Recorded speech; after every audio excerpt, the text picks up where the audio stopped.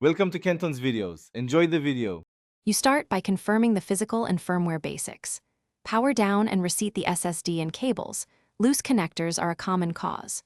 Boot into BIOS or UEFI and make sure the drive is detected and the controller is set to ASI or the correct mode for NVMe.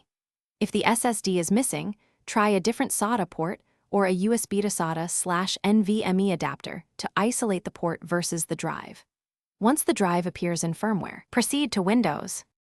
Now work inside Windows to bring the disk online. Open Disk Management and look for uninitialized or offline disks. Right-click to initialize or bring online.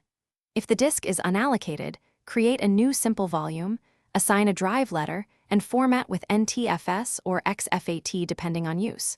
Choose GPT for drives larger than 2 TB or modern UEFI systems. If the options are grayed out, use Administrative PowerShell or DiskPart to list. Finish with deeper troubleshooting when disk management fails. Backup data first, then run DiskPart as admin and use Clean to remove corrupted partition tables. This wipes data, but often restores visibility. Update storage drivers and BIOS or NVMe drivers and disable third-party RAID or storage controllers temporarily, since they can mask drives.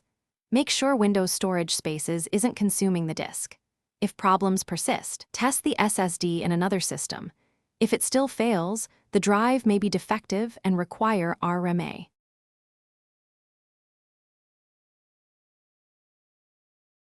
Thanks for watching. Consider subscribing if we helped you.